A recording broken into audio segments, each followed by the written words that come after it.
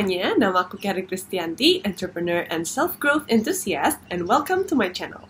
Hari ini aku pengen nge-review salah satu film favorit aku yang berhubungan dengan bisnis. Menarik banget karena ini menyangkut salah satu brand yang pasti semua orang tahu dan aku juga suka banget. Tapi sebelum kita bahas film ini, yang belum subscribe, boleh subscribe dulu ya. Dan jangan lupa diklik loncengnya supaya kamu tahu kalau aku ada upload video baru. Udah di-subscribe? Nah, sekarang kita bahas filmnya ya. Film yang aku mau bahas hari ini judulnya The Founder. Nah, film ini ngeceritain tentang McDonald. Siapa sih yang nggak tahu McDonald? Aku aja suka sama McDonald, padahal aku berusaha jaga healthy lifestyle. Jadi biasanya aku paling beli jajanan di sana gitu loh. Aku paling suka beli es krimnya, es krim sama apple pie. Sekarang ada apple pie kan di sana. Terus McDonald itu udah mendunia banget gak sih? Dan bahkan salah satu investornya, Warren Buffett, dia itu dia profit banyak dari McDonald sampai dia itu kalau nggak salah ya, aku baca di biografinya, dia itu tiap hari makan McDonald. Aku pengen cerita karena pengalaman di McDonald ini menarik banget buat aku. McDonald itu sistemnya kan franchise juga, dan kebetulan banyak banget yang nonton video-video aku itu tertarik dengan franchisean.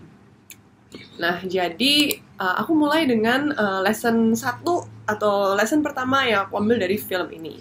Lesson pertama adalah jangan pernah berhenti mencari kesempatan.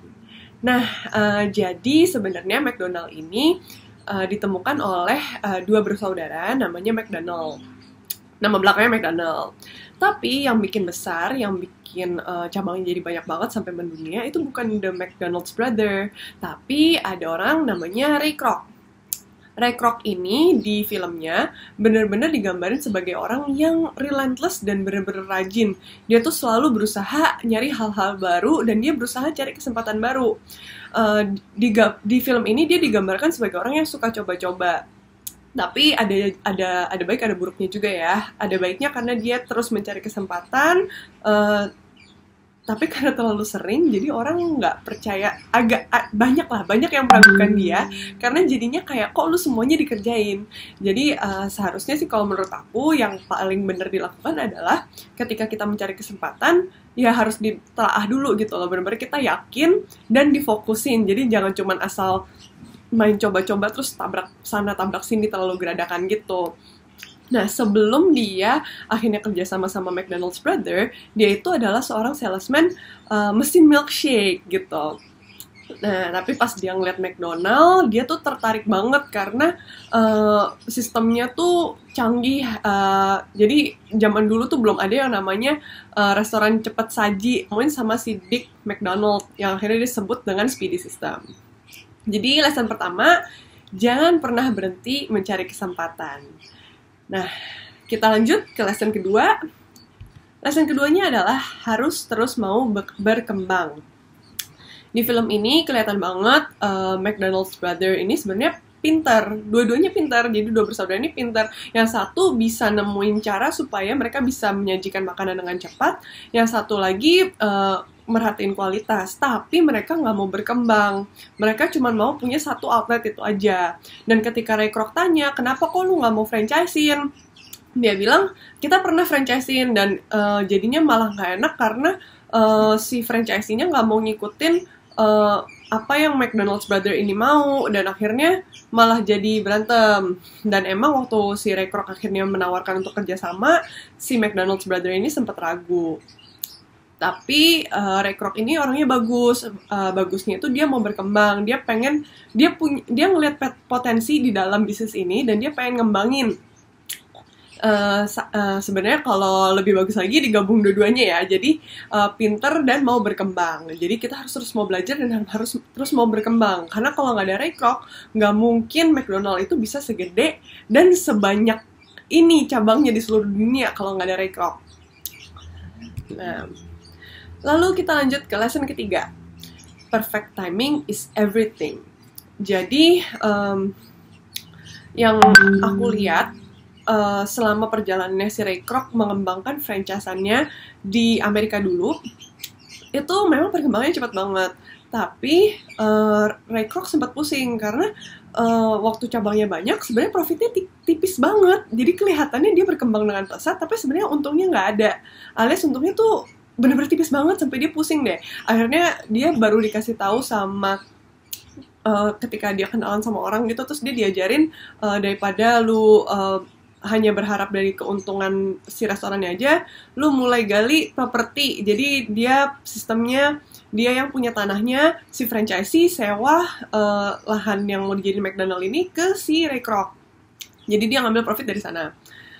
Nah, jadi menurut aku yang kita bisa pelajarin dari sini adalah ketika mencoba sesuatu atau kita mengembangkan bisnis itu jangan terlalu geradakan dan nggak usah terlalu buru-buru. Adanya nanti kalau kamu terlalu buru-buru, nanti pusing sendiri, kayak si Ray Kroc itu, walaupun akhirnya dia menemukan jalan keluarnya. Tapi kan capek nggak sih harus ngehadapin stres, dan stresnya tuh berat banget loh kalau cabangnya banyak banget. Jadi menurut aku lebih baik bertahap, pelan-pelan, bikin plan yang rapi. Apa sih yang kamu mau achieve dalam setahun, 2 tahun, 5 tahun, kamu harus bisa, termasuk aku juga ya, harus bisa untuk mengatur waktu gitu loh. Karena waktu kan limited. Habis itu, timing itu sangat menentukan. Jadi timing itu penting banget. Bukan cuman kita harus jeli ngelihat timing, tapi kita juga harus belajar untuk merencanakan. Jadi target goalnya apa sih yang mau dicapai. Yang keempat, pentingnya data dan metode yang efisien. Data sama efisiensi itu penting banget. Nah, ini terbukti dari si Dick McDonald yang nemuin Speedy System. Dia itu bukan hanya bekerja keras, tapi bekerja pintar. Ada satu scene yang benar-benar bikin aku amazed banget. Itu ketika si Dick dan saudaranya ini, mereka tuh ke lapangan, terus mereka gambarin denah dapur mereka, dan nyuruh karyawannya pura-pura masak. Dan itu mereka benar-benar ketika kelihatannya belum efisien, mereka hapus lagi denahnya, terus mereka ulang lagi, mereka tata ulang lagi, sampai mereka dapetin denah yang tepat buat McDonald bisa bikin alur masaknya itu efisien. Itu keren banget. Dan dia itu masak juga nggak cuma asal masak, dia ngukur temperaturnya, dia bikin standar operasional yang bagus.